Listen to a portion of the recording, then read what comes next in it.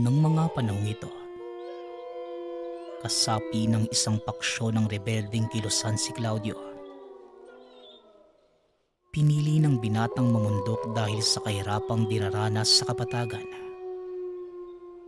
Dahil sa kasakiman ng ilang opisyal ng pamahalaan at ilang mga taong kinakamkam ang mga lupa ng maliliit na magsasaka. Naging biktima ang mga magulang ni Claudio ng ganitong kalupitan.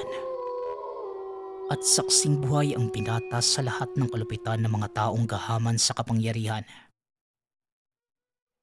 Sa mismong harapan ng binata, pinatay ng mga sundalo ang ama.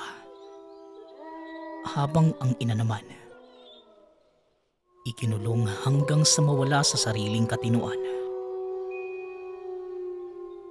Ito ang pinanghawakan ni Claudio.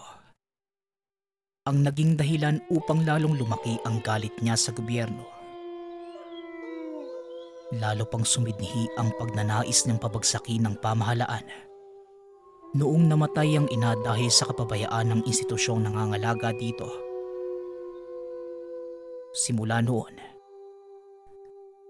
isinumpa ng binata na hinding-hindi siya hihinto hanggang hindi na pagbabayad ang lahat ng mga may kasalanan sa kanya. At kaakibat ng pagnanasang ito ay ang paghahanap niya ng karagdagang lakas para magawa ang lahat ng kanyang plano. Isa sa naging hakbang ni Claudio ang pagsali sa rebelding grupo. Nang matanggap siya bilang formal na kasapi ng pangkat, nakilala niya ang isang lalaki na nagngangalang Albos. Ito ang naging tagaturo niya sa lahat at nagmulat sa kanya sa mundo ng lihim na karunungan. Isang antingerong may malakas na pananalig sa kanyang mga gamit. Tinitingala ng karamihan hindi lang dahil sa karanasan, kundi sa kung paano ito makitungo sa iba. Sa unang tingin, hindi mo malalamang antingero si Albos dahil wala itong suot na medalyon o kahit anong palatandaang may nalalaman sa espiritual. Ngunit sa oras na magubad ito ng pang-itaas na kasuotan, doon palang lalantad ang napakadaming pilat na pinagbaunan ng samot-saring mutya. Dagdag pa ang mga dasal na nakatato sa kanyang balat na halos mapuno ang buong katawan maliban sa braso at leeg. Mas gamay ni Albos ang paggamit ng buhay na salita kesa sa mga orasyon pangkumbate gamit ang mga medalyon. Isa sa mga dasal na ipinamana niya kay Claudio ay ang talandro ni Metatron. Isang makapangyarihang orasyon. Panyo ng mga dasal na kung magagawa ng maayos ay maaaring tumawag ng kulog at kidlat. Mahabang panahon ang ginugol ni Claudio bago magawang makumpleto ang aral na ito. Dahilan kaya tinawag siya sa bansag na kulog ng kanluran. Isa sa kinakatakutan ng mga militar ang pangkat na pinamumunuan ni Claudio. Dahil sa tuwing makakalaban nila ang mga ito, tila sumusuong sila sa isang malakas na unos. Isa sa mga labang hindi makakalimutan ng mga militar na talagang nag-iwan ng matinding takot sa kanila. Nang salakayin nila ang kuta na kinaroroonan ni Claudio. Tuwang-tuwa pa ang mga militar dahil nakita nilang nakatayo ang binata sa labas ng kuta at walang ibang kasama. Buong akala nila ay susuko na ito. Kaya naman hindi na sila nag-atubiling lumapit. Pero ang hindi alam ng militar, isang patibong ang kanilang pinasok. Kanya-kanyang tutok ng baril ang mga ito kay Claudio na nooy nakatayo lang at walang anumang hawak na sandata. Partida. Wala pa itong damit pang itaas. Habang papalapit ang militar, biglang bumuhos ang malakas na ulan. Sinundan pa ito ng matatalas na bulusok ng kidlat sa mga punong nakapaligid. Hindi naman ito pinansin ng mga sundalo. Sa halip nagpatuloy sila sa pag-aresto kay Claudio. Ngunit nang hawakan ng isa sa mga ito ang binata, isang malaking haligi ng kidlat ang tumama sa mismong harapan ni Claudio at ng mga militar. Kasunod nito, ang pagkalat na malaas na kuryenteng dumadaloy sa katawan ng lahat ng mga kalaban. Ilang segundo lang ang kinakailangan ni Claudio para ubusin ang isang pangkat ng mga sundalo. Simula ng araw na yon, kinatakutan na ng halos lahat maging ng mga tao si Claudio. Pero sa kabila ng napakabagsik nitong personalidad, isang mabait at matulunging binata si Claudio. Bagaman nagtatago, nagagawa nitong maghatid ng tulong sa mga taong nakakaranas ng kahirapan. Mabuti naman at nakadalaw ka, Claudio. Abae, buwan din ang binibilang bago ka makapunta dito ah. Wika ng matandang pinuno ng baryo ni Claudio na si Mang Roding. Isa ang baryo nito sa tinutulungan ng binata. Dito rin lumaki si Claudio. Kaya naman malapit sa puso niya ang mga taong taga doon. Pasensya na po, Mang Roding ha. Medyo abala po ako sa mga gawain eh. Isa pa, alam niyo naman nagtatago ako para makaiwas sa gulo. Alam niyo naman po, pilit kong iniiwasan ng mga militar dahil naaawa ko sa kanila. Hindi ko nga alam kung paano sila nabubulagan sa mga maling paniniwalang pinapamulat sa kanila ng pamahalaan eh. Tugon ni Claudio. Nagdadala ng gamot at pagkain ng binata na ipinapamahagi sa lahat ng mga taga doon. Mahal ng mga taga-baryo si Claudio dahil na din sa kakaibang malasakit nito sa kanila. Pasensya ka na, Claudio. Alam kong nahihirapan ka din sa ginagawa mo. Dagdag mo pa kaming mga taga-baryo na umaasa lang sa tulong mo. Wika ni Mang Roding. Napangiti ang binata dahil sa mga narinig. Wala po yan, Mang Roding. Masaya po ako sa ginagawa ko. Hindi po ako titigil hanggang buhay ako. At may mga kagaya niyong inaapi ng pamahalaan. Tugon ng binata. Sa tuwing dadalaw siya sa baryong yon, pinapadalan siya ng mga makakain na mga taga doon. Kagaya ng mga kamote at buhay na manok. Nang sa ganung paraan, makapagpasalamat sila sa pagtatanggol at pagtulong sa kanila ng binata. Ngunit sa kabila ng lakas na taglay ni Claudio, hindi maiiwasang may humamon sa kanya. Isa sa mga nangahas na kalabanin ng binata, ang kagfu na si Vernon. Kagaya ni Claudio, isa rin itong antingero. Ang pinagkaiba lang nila ay purong kaliwa naman ng kaalaman nito. Ipinagkakalat ni Vernon sa mga taong bayan na siya ang anak ng isang kilalang mangkukulam at ang ina naman ay isang aswang. Ito ang dahilan para katakutan siya ng lahat. Dahil minsan na niyang napatunayan ng mga sinasabi, isang pangkat ng mga kalalakihan ang sumubok na hamunin siya sa labanan. Pero lahat ng mga kalalakihang yon, bangkay na ng matagpuan sa gitna ng palayan. Wakwak ang sikmura at wala ng lamang loob. Aksidenteng narinig mismo ni Claudio ang pagmamayabang nito nang minsang mapadaan ng binata sa isang maliit na bahay aliwan sa bayan. Ilabas niyo si Claudio na yan. Tignan natin kung hindi mapuno ng bukol ang pagmukha niyan sa akin eh. Tutubukan ng kulugo ang buo niyang katawan. Puro lang naman salita yan eh. Sige nga, hirap niyo nga siya sa akin. Wika ni Vernon. Nagtawanan ang mga kasamahan nito habang nakikinig sa pagmamayabang. Nang bigla na lang tumahimik ang paligid, maging ang mga tawanan ay napalitan na nakakabinging katahimikan. Nakita ni Vernon na nakatitig sa likod niya ang mga kasamahan sa lamesa. Kaya dahan-dahan siyang lumingon. Nanlaki ang mga mata nito nang makita si Claudio. Nakatayo at nakatitig sa kanya. Ano nga ulit yung sinasabi mo, Vernon? Ilabas ako? Oo ngayon. Andito na ako sa harapan mo. Gawin mo nga yung sinasabi mo, pupunuin mo ng bukol ang pagmumukha ko.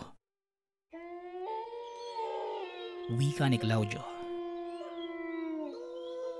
Napalunok ng laway si Vernon habang unti-unting umaatras palayo sa binata. O ikaw pala, Claudio. Oo naman. Pangangatawanan ko ang sinabi ko. Niyayabangan ako sa'yo eh. Akala mo kung sino ka. Makasta ka para kang... Naputol ang sasabihin nito dahil nagtaas ng kamay si Claudio para magkamot. Napatakip ng mukha si Vernon dahil sa takot. Dahil sa ginawa ni Claudio, muling napalot ng tawanan ang buong lugar. At sa pagkakataong yon, si Vernon ang naging sentro ng atensyon. Bagay na kinagalit nito. Umanda ka, Claudio! Sa susunod nating pagkikita, ikaw naman ang pagtatawanan. At kayong lahat na nagsipagtawa. Umanda kayo. Dahil sisiguraduhin kong ito na ang huli niyong tawa. Wika ni Vernon. Sabay takbo palabas ng bahay aliwan. Alam ni Claudio ang susunod na hakbang nito. Kaya dali-dali siyang tumakbo para sundan yon. Pero sa kasamaang palad, hindi na niya naabutan pa si Vernon. Wala ding nakakaalam kung saan ito nakatira. Kaya ang tanging nagawa na lamang ni Claudio, antayin ang susunod nitong mga gawain. Hindi naman nagkamali ang binata. Dahil ilang araw lang ang nakalipas, nakatanggap ng balita si Claudio na may isang lalaking namatay at sanhi ay kulam. Matapos marinig ang balita, kagad pinuntahan ng binata ang guro upang sumangguni. Kaagad namang natunto ni Claudio ang kinaroroonan nito. Kagaya niya, hindi rin naglalagi sa isang lugar si Albos.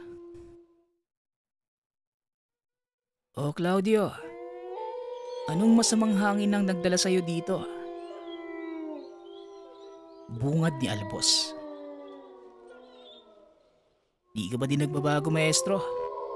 Matalas pa din ang pangamoy at pakiramdam mo. Sa kabila ng katandaan, parang nanatiling bata ang kakayanan mo ah. Tugon ni Claudio.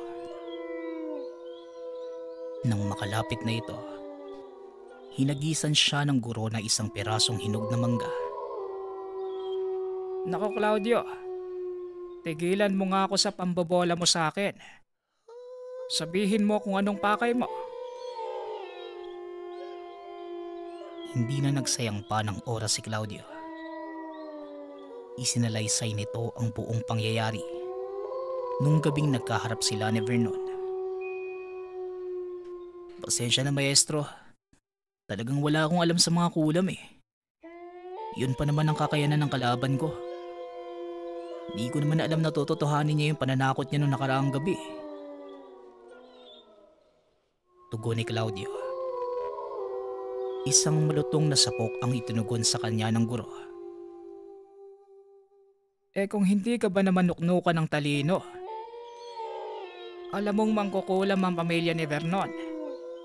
Maging siya, may kaalamang galing sa kaliwa. Palibhasa kasi, hindi ka nag-iisip bago kumilos. Tugon ni Albos. Tumayo ito at naglakad papunta sa altar. Sabay kuha ng isang sinturon na gawa sa buntot ng hayop. O eto, isuot mo. Wala ka nang magagawa sa mga nabiktima niya. Kaya kailangan mong proteksyonan ang sarili mo laban sa mga sumpa at palipad hangin na ibabato niya sa'yo. Wika ni Albos. Nagtaka naman si Claudio kung anong uri ng gamit ang ibinigay ng guro. Ano to, maestro? Parang buntot ng unggoy ah. Tanong ni Claudio. Hindi naman siya nagkamali. Ayon kay Albos, ang buntot ng unggoy ay mabisang pangontra laban sa sumpa ng kulam, parang at lahat ng uri ng palipad hangin. Isuot mo yan. At huwag na huwag mong tatanggalin kung ayaw mong mamilipit sa isang tabi ng walang dahilan. Puro kasi katigasan ng ulo ang pinapairal mo eh. Ni minsan hindi ka nakinig sa lahat ng babala ko sa'yo. At ngayon may banta pa na makakaharap mo ang isang buong angka ng mga mangkukulam. Wala ka na sa ayos, Claudio. Wika ng guro. Napakamot na lang sa ulo ang binata. Bagaman lagi itong ginagawa ng maestro sa tuwing nagkakamali siya, hindi pa din nasasanay si Claudio. Ayan ka na naman, maestro eh. Puro ka na naman init ng ulo. Kaya mo na, hindi na mauulit. Tsaka kung gugustuhin ko, kaya ko naman silang kalabanin eh. Wika ni Claudio. Labanan! Nababaliw ka na ba? Ano ang panama ng pisikal na lakas kumpara sa mga dasal? Aber, sabihin mo nga sa akin, matatamaan ba ng suntok mo ang mga ibabatong tigalpo sa'yo? Tugon ni Albos. Natahimik si Claudio. Alam niyang tama ang sinasabi ng maestro. Nang makita ni Albos na tila wala nang masabi ang binata, saka nito nilabas ang maliit na libreta mula sa bulsa. Ayan, pag-aralan mo. Siguro naman pamilyar ka na sa ilang dasal mula sa libretang yan. Kung magagawa mong pagganahin ang dasal ng Kristong Hari, malakas na pandepensa at rebuelta ang maaari mong makamtan. Maliban pa sa isa ito sa pinakamataas na dasal. Ang orasyong yan, niluluhuran maging ng 7 arkanghel. Kaya mag-iingat ka din sa paggamit niyan. Dahil baka hindi lang kalaban mo ang pumilipit ang leeg. Wika ni Albos. Binuklat ng binata ang libreta at nakita ang ilang mga dasal sa pahina nito. Sakto namang walang damit pang itaas ang maestro. Kaya napag-alaman niyang nakaukit na din ito sa balat ni Albos. Hindi tinigilan ni Claudio ang pagbabasa ng libreta. Pilit niyang inuunawa ang lahat ng nilalaman nito. Kinabisado at sinubukan sa sarili. Ngunit kagaya ng inaasahan, hindi ito uubra sa kanya dahil na din sa taglay niyang talandro ng Metatron. Napansin ng guro ang ginagawa ni Claudio. Nakitang tila wala itong pag-usad. Ilang araw na din siyang paulit-ulit sa pagsasanay. Pero tila walang nangyayari. Nilapitan ni Albos ang binata upang tanungin. Ngunit sa kasamaang palad, sumabay naman sa pagbato ng tigalpo ng binata ang pagpasok ng guro sa ginagawang dome ni Claudio. Biglang napaluhod si Albos at ilang sandali pa ay sumuka ito ng dugo. Hindi niya magawang magsalita dahil tila may kung anong nakadagan sa dibdib niya. Mabuti na lang, nakalingon si Claudio at naagapan ang kamuntikang pagkamatay ng guro. Maestro, patawad po kung di ko napansing nandyan pala kayo. Ayos ka lang po ba? Tanong ni Claudio. Kaagad namang tumayo si Albos at tumugon. Ayos lang ako. Normal lang ang ganitong reaksyon kapag tinamaan ka ng Tegalpo. Masaya ako at nagawa mo ng pagganahin ng mga dasal na itinuro ko sa'yo. Pero lagi mo lang tatandaan ang mga turo ko. Tugon ni Albos. Nakahinga ng maluwag si Claudio nang malamang maayos naman ang kalagayan ng guro. Nang masiguradong wala na ito sa panganib, kaagad na nagpaalam si Claudio para bumalik sa kuta. Isa sa mga dahilan ng binata kung bakit kailangan niyong umalis ay para sa kaligtasan ng mga taong nasa bayan. Dahil habang tumatagal ang pananatili sa baryo, lalong nalalagay sa panganib ang buhay ng mga taga-bayan. Sakto namang pag-alis ng binata dahil ilang sandali lang ang makalipas matapos umalis. Bigla namang dumating ang mga sundalong humahabol sa kanya. Natanaw ng binata mula sa tuktok ng burol ang mga sasakyan ng militar. Pinili ng binatang panoorin muna ang nagaganap sa baba. Kaso, nakita niya si Vernon na kasama ang mga sundalo. Kitang-kita ni Claudio ang pananakit nito sa mga taong naroon. Hindi na natiis pa ng binata ang nakikita, kaya tumakbo ito pabalik sa bayan. Hindi namalayan ng kalaban ang pagdating ni Claudio, kaya laking gulat ng mga militar nang bigla na lang silang nagsipagtumbahan. Paglingon ni Vernon, nanlaki ang mga mata niya dahil palapit na ang kamao ni Claudio sa mukha niya. Bumulagta sa lupa si Vernon at nagkukumahog tumayo para hindi maabutan ni Claudio.